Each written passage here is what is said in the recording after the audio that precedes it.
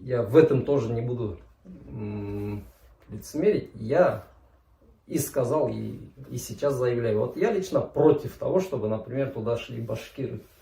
Потому что если погибнет 500 русских парней, ну, для русского этноса это ни о чем. Ты понимаешь, да? Если погибнет 500 башкир, то ты понимаешь, да, для миллиона башкир 500 таких горячих, молодых, живых парней. Это по сути как бы путь к исчезновению. Я дурак, что ли, поддерживать исчезновение своего народа.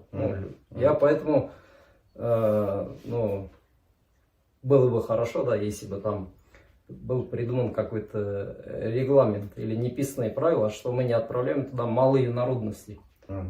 Мы же заявляем, что Россия многоконфессиональная, многонациональная, да, и мы хотим сохранить народы, которые живут там.